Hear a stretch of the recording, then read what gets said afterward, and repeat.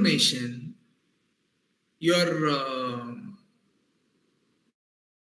Face ID based mobile opening and fingerprint authentication, all these are very small subsets of AI in operation in your own device, in your own gadget. Transition happening in the system, so which means we are forced to be continuous learners to stay current and relevant to the students.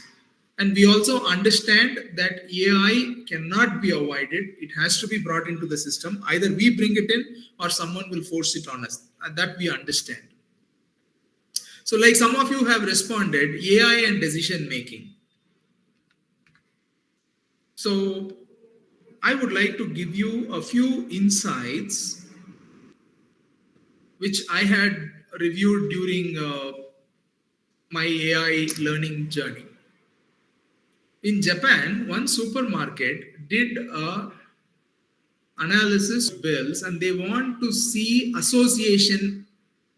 They wanted to create association rules. That means, are there anything which we are not able to predict, but the data, artificial intelligence or machine learning can predict? So they wanted to mine association rules. That means, are there any combinations if we run some offers, it will work like that. And at the end of compiling some 2 to 3 years of data, they were extremely surprised to find that baby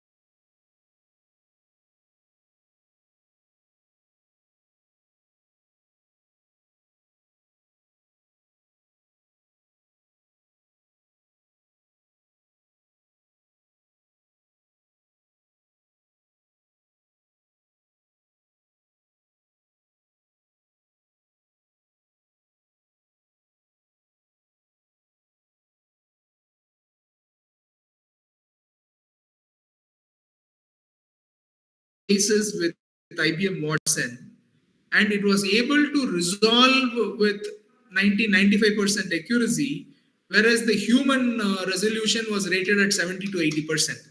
So all small petty cases, they are saying instead of waiting for the judge or the court,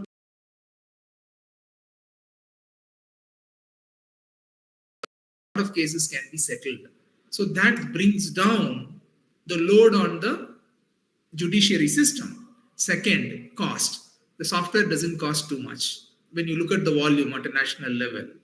So these techniques are going to make life easier, make processes at a cheaper and faster cost with higher quality. Now in future they are saying when a lot of autonomous cars come, people might not be even allowed to drive because human errors cause a lot of accidents and AI based systems might not cause accidents. I'm not talking of today, I'm talking of a little future ahead, a few years away from now. That's going to be the norm. Because humans jump signals, they don't stop, they don't properly maintain the vehicle, all these leads to accidents. But when we put a software, it will just follow the rules. When everybody follows the rules, when every vehicle follows the rules, the system will be better. This is what is the argument. Now we'll go to a few examples. Maybe you all might know, but just one example, and then we will go to a hands-on session on one or two of the applications, and then we will go to a Q&A sessions. In finance, this high-speed trading, if you have heard of, now it is all based on software. Lot of mutual fund advisory softwares have come up which use artificial intelligence to map your portfolio, to churn your portfolio, to see that your interest is well preserved. And one beautiful thing is credit card fraud detection is an automated AI tool which they use now. Let us say, see, I went with my wife to buy some jewels. I have never bought jewels on credit card. That day we had to buy it for someone. So we made a purchase on credit card. Immediately, the call came from the credit card issuing bank asking, are you doing a transaction in the jewelry shop? Because you are not used to doing this. So we are just doing a sanity call. I said, yes, I'm happy. Now, you have so many million customers in India. Let us say you're an SBI bank or HDFC or ICICI, whatever it is. You cannot put humans to track all these transactions. Right? If I'm usually buying jewelry, then you should not be calling me again and again. Let us say I'm a high profile guy and I regularly buy jewelry, then it is customary of me. So it is not high value spending, it is having the profile of the customer mapped and then trying to do fraud detection. In marketing, I had a very innovative example. I have friends in the companies. So one was by a gold chain, something like Joy Alucas or Lalitas, like that. They wanted a AI company to find out which will be the optimal location for their next branch in Chennai. And they gave revenue targets, footfalls per day, and they want to model it and then try it. See, look at how business is evolving because they're not sure if I put a branch here, will it work? Because gold jewelry is a very posh facility. You invest on interiors, you do a lot of things, then changing the shop becomes difficult because all that investment on beautification will go lost. You can't modularly take it. Many of them will break off. Then the latest one, which I had, which one of my friends from a multinational company shared, is they do analytics for movies and what should be the scenes in the trailer which will bring large number of footfalls. For that, they use social media analytics of previous movies, what kind of scenes the users repost, what comments they make. So they use social media analytics exclusively for this and then suggest to the film producing company how their snippet should be. So these are areas which were unheard of. In medicine, I am telling you, lot of personalized medicine is coming into the picture. Like today, when you do a blood test in a thyrocare or any other facility, you understand they give 7 to 8 pages of report, and if you do different, I think they'll give you a small book. And imagine how can a doctor go through all these parameters and try to synthesize it. So he will know specific limits, RBC, WBC, sugar level, cholesterol, something like that. They are independent parameters. But which of these parameters interact to create a future heart attack, to create a future cancer? I don't think any doctor can churn because he does not remember all the data to do this analysis. Like the beer and the baby diaper association rule, which we found from a Japanese example, in medicine, there are so many parameters in the human body which the doctors study, and association between them, the value progression between them cannot be found. But when they give it to an artificial intelligence tool, it's able to predict what could be the future prognosis of this patient, what medicine, what dose will he respond to better. See, like olden days, if you go to a doctor, if they don't have enough inputs, then they'll give you a same medicine, right? Anybody goes with a fever, it is paracetamol 650 mg. But today, what they are saying is use targeted medicine. So have the profile of each patient and give targeted medicine.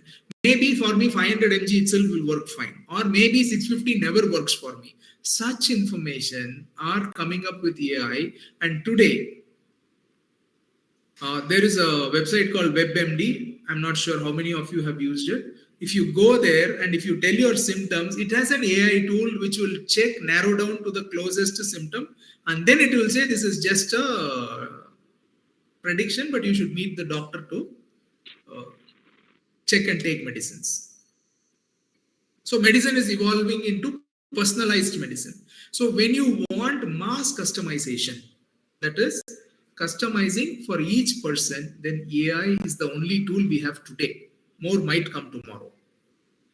Fraud detection, cyber security, I can go on explaining all these things, but now you get the hang of it. Now coming to education.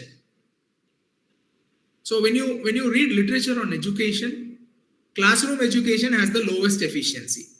Smaller the classroom, bigger the result. So premium colleges have a class size of 30, 25. That's their cohort size. They don't go above it. And the highest learning happens in individual tutoring. This all of us know because that is the research, and also from our experience we know that. So now teaching individually earlier was only possible for people with lot of money, with lot of wealth, where they could hire best teachers for one-on-one tutoring. But today, if I want to mass customize it, that is, if I want every child to have that education of personal tutoring, then I need AI-based tools. Khan Academy is one where they used AI-based tools to understand the level of the student, to suggest areas which he should focus on, to suggest his timing, strength of the topic, all that they do in the background to ensure that the student learns fantastic. There are more tools coming up. Examination, proctored, online proctored examination.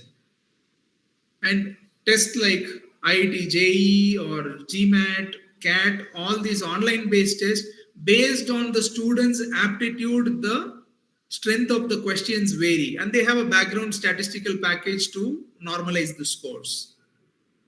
So if I keep failing in 4 or 5 questions, the computer will start generating easier questions. Then I start answering everything, it will start increasing the toughness. Adaptive testing. In Bangalore, they are trying with the idea of adaptive signals, where according to the volume of the traffic, the signal time keeps changing. I'm telling you, a lot of such things are coming. And I want to highlight one app which you might have used, some of us might have used, and one which you should try definitely. DigiYatra is an app by the central government.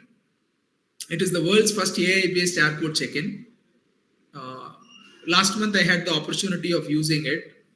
So all I had to do is download DigiYatra, scan my face and OTP validation, link my Aadhaar card because they want to securitize the person's detail. Then I upload my boarding pass into the software. That's all. 2 hours or 4 hours, 5 hours before departure, whenever the airport fellow will let me in, by that time, all these data are automatically uploaded to the Bangalore airport server. I don't do anything. I just upload it on my app and leave it. The app finds the timing, all that, pushes the data and it goes there. And there are separate DigiYatra counters. When you just go there, they have a screen. It says, look at this point. You just look at this point and it says welcome and the gate opens. I was surprised. And why was I trying it is because I left my purse in Coimbatore, which happens to be my hometown, during my last visit. So my wallet with my card, Aadhaar, everything got stuck and I was worried if I could travel because in Bangalore house, I don't have anything. Then when one of my friends suggested DigiYatra, I just linked it online. And in security check again, they didn't ask me for anything. I just went and smiled at a camera. It again let me in. And I didn't even have a boarding pass. It was all DigiYatra app. I go and scan it. I got into the flight and came. Now the beauty is, at every point, you are not stopped. The check-in was 30 seconds, 40 seconds at each gate. That's all it is. So AI is actually a beautiful boon that has happened to us. We cannot wish it away. So now what I thought is, one, I'll give you a quick overview of ChatGPT and how it can do things. And many of you might be using it. PowerPoint has an online AI tool called PowerPoint Designer. For this, we should create an account under Microsoft 365, which is freely available. We don't have to pay it yet. So I will just quickly run you through. Sharda Mani ma'am, is there another 2 minutes before we close? Yes, sir. Yes, sir. Yes, sir. Yes, You ma'am. can Okay. continue. Because I thought it should have some deliverables. Just a session might not be useful. So this is my Microsoft account. You can create it even with a Google ID or Office ID, whatever it is. You don't have to buy Microsoft. It is freely available. So if you see the dots here, is my Microsoft screen visible to all of you? Yes, sir. Yes, sir. Okay, sir. Thank you. So I just click here. All your apps which you use, Excel, PowerPoint, Word, OneNote, Calendar, all these things are there. Designer is there, which is a beautiful tool. We are going to now PowerPoint. I've already opened it. So what you can do is, you see for today's presentation, I'm not sure if you like the slideshow. Did you like the graphics in the slides? Yes. Yes, sir, very much. Okay. So the credit goes to Microsoft because I did not do anything. I just wrote these text and asked Microsoft to give me suggestions. And it gave a lot of suggestions. From that, whatever I liked, I put it. So in a few minutes, I could do a slide which is much more beautiful than what I could have ever done. So you open Microsoft PowerPoint. This is where it opens up. These are some of the presentations I made earlier. You could just type in, get the Word file, upload it, it will go to your OneDrive, and from there you can edit it. Now that the presentation is almost towards the end, we will try adding 1 or 2 slides and I'll show you how beautifully it supports you. So this is now opening in the web browser. So if you buy a new laptop or a new desktop, you can use the free Microsoft 365 and do not have to buy Microsoft Office as well if you want to. I'm just saying. So let us say I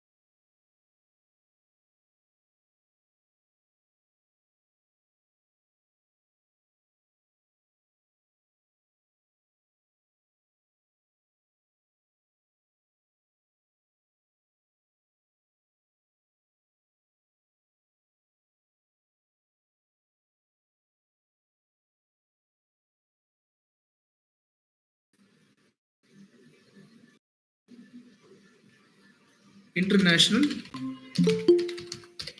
collaboration with universities.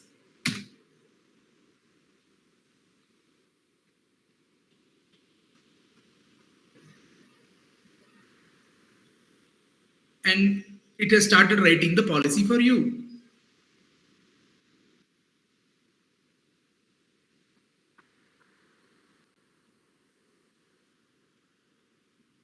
Isn't it not wonderful? Again, the policies might not be perfect, but you have something base to work on. Let us say we go home and your child it is hungry. Won't you be happy if someone had neatly diced up the vegetables, got the chapati atta ready, got everything ready? So you just need to just tweak it a little and immediately the dish is ready. So the AI has taken up all those boring donkey work into itself, and you can start using your intelligence on much better things. I use this. I trained my office people on this. I encourage them to use it because it saves a lot of time and effort. So you can also, if you're on Bing, you can also exclusively call ChatGPT.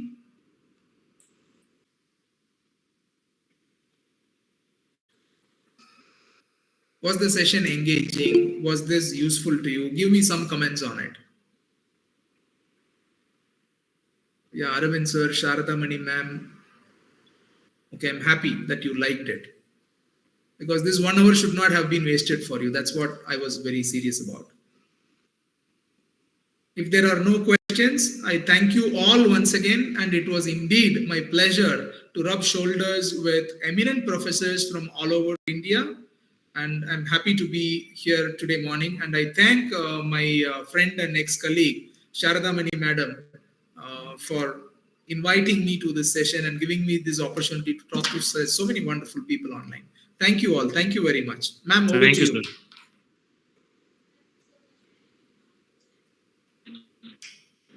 Thank you, sir, for sharing your knowledge and thoughts on AI in real world.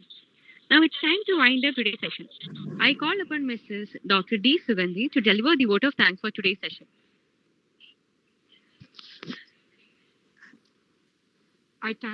It's my pleasure to give the vote of thanks for the first day AI in the real world. I thank Dr. S. Babu Senatipati sir, Director, Office of Student Affairs and Director, Partnership and Global Immersion, CMR University, Bengaluru, for spending his time, valuable time, and sharing his excellent knowledge to the teachers community in spite of his busy schedule. The information you shared, sir, is really excellent to the teachers community. And the practical application which you gave regarding the Microsoft application is the need of the hour, sir. Really, we got benefited by it. And the information relating to the medical field and application regarding AI, it was also excellent, sir. Thank you for your valuable information, sir, and many more information you gave us to, sir. I also thank all the teachers of the various colleges who have shown their interest for their knowledge enrichment. I also thank our management, Principal sir, Principal Ponusami sir, and Dr. HOD ma'am, Dr. P. Sharda Mani, for extending their support for the success of this day one FTP program. Thank you, one and all. Thank you.